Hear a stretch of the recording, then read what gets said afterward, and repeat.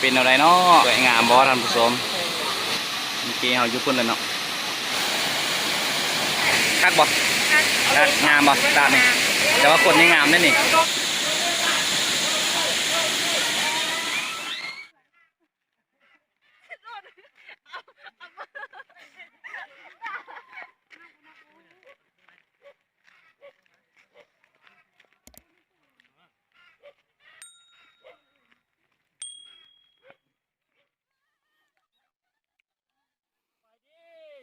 ต้นเซเนลฝากกดไลค์กดติดตามด้วยเด้อทับใครเลย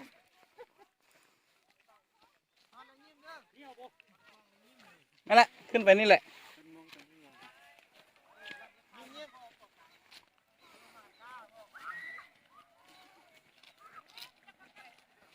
กองร้อนบ้านก็สั่น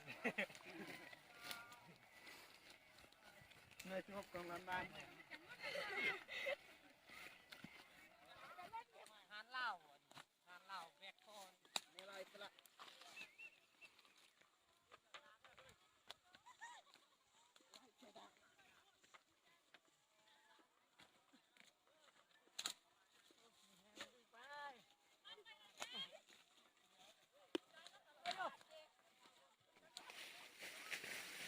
ป่าเกิดมันก่อแล้วเลยนะดึงดูว่านักตัวทางหลัง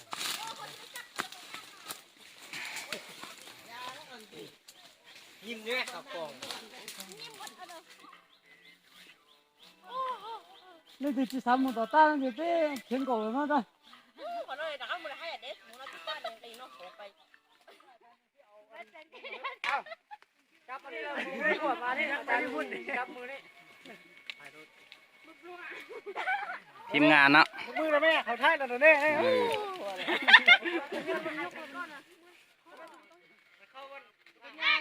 จับทอด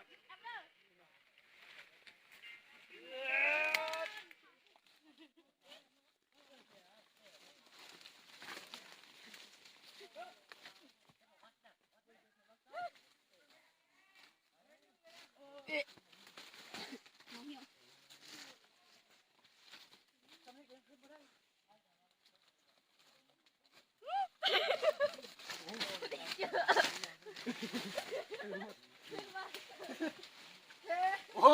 ยว้าคิดว่ามันอะไร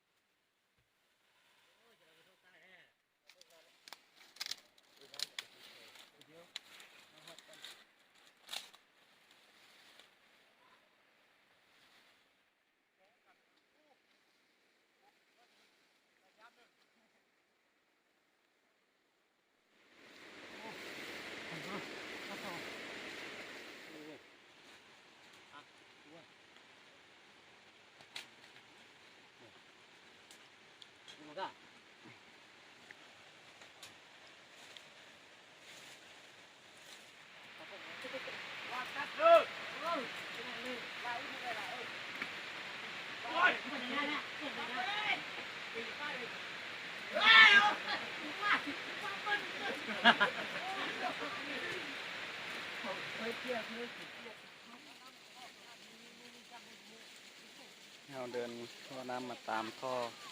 ใหญ่ของบ้านนี่เลย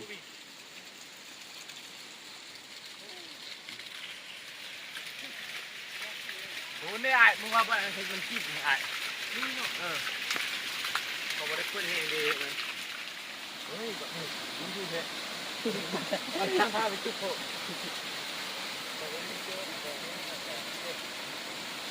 เลยเอามาติดโซ่กับโซ่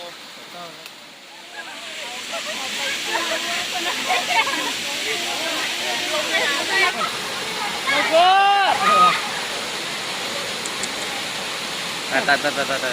อันนี้เป็นตัด3เนาะเดี๋ยวตัด1ตัด2ขึ้นมาเมื่อกี้นี่แหละตัด3น้ำตกตาดยองธรรมชาติ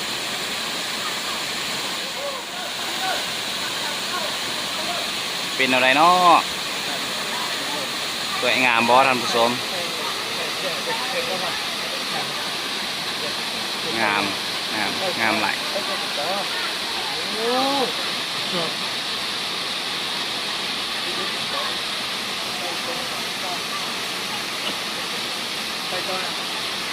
ทีมงานครูอาจารย์เรากำลังพานักเรียนลงมาเนาะ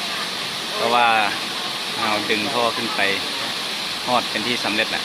วางท่อเรียบร้อยแล้วตอนนี้เราก็พักผ่อนชมวิวบรรยากาศน้ำตกตาด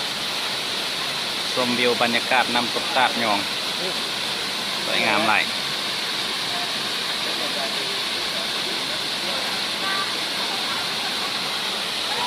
น้ำใสเย็นเต็มที่เอาชิลงไปลิ้นนู้นเนาะให้หูให้บรรดานางสาวงามประจำโรงเรียนนักเรียนวิดีโอ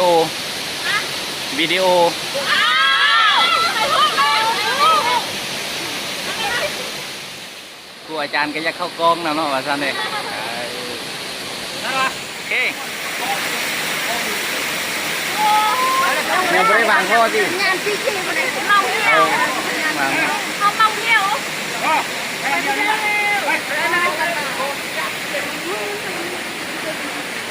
เมื่อไรที่ทางเก่ามันมืด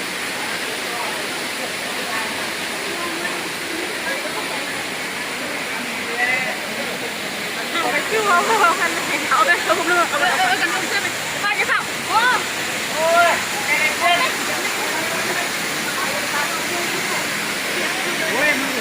ตัวจ่าตัวตัด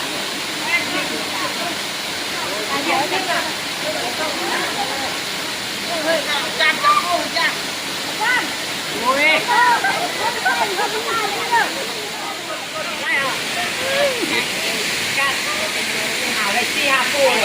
ขอสัมภาษณ์หน่อยดูเป็นอะไรมาดึงท่อน้ำนี่เมื่อยบ่เมื่อยแต่ว่ามาฮอดตาแล้วเป็นอะไรคักบ่คักงามบ่ตานี่แต่ว่าคนนี่งามด้วยนี่คนก็งามเนาะเขากำลังสิพายอยู่ครับ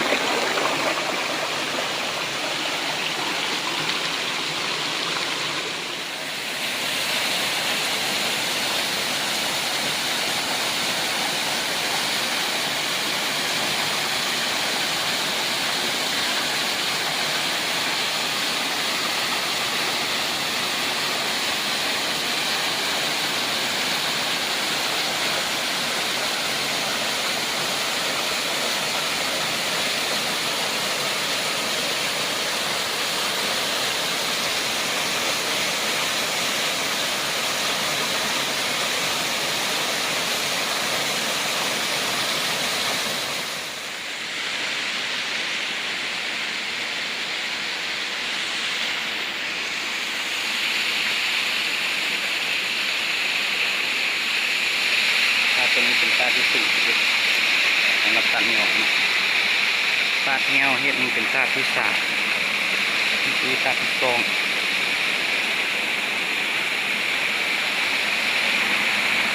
ตาทำตัวมันรุ่น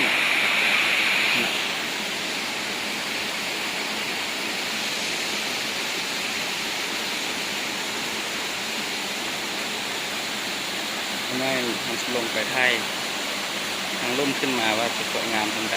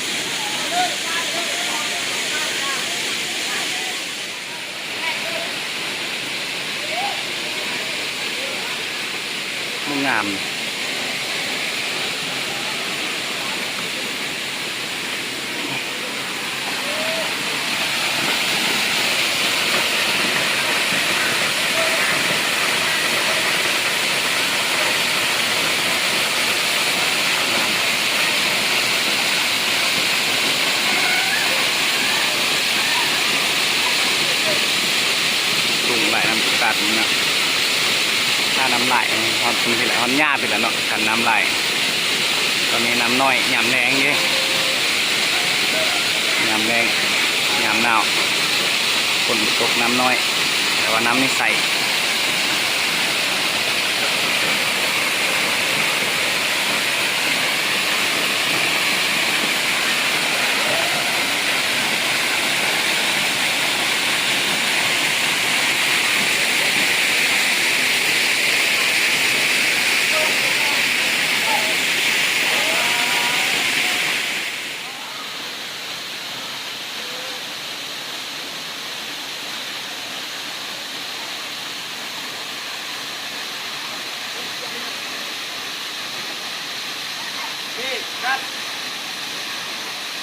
สูตรของขัน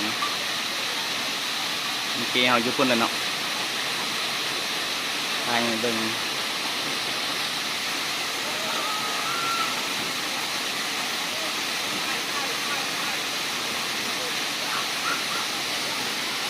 อันนี้พระเจ้ากำลังลงมาแล้วเนาะ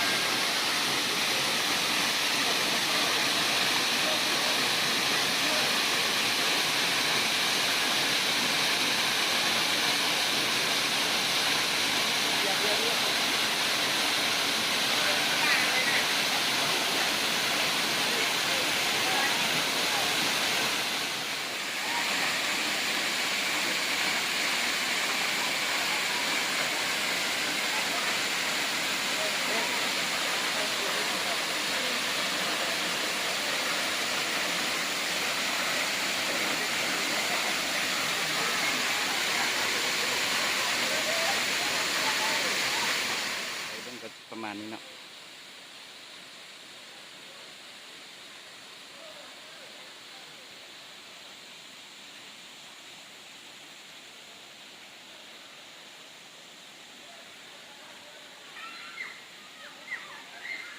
ทางกลับเราก็จะไต่นั่นนี่ไป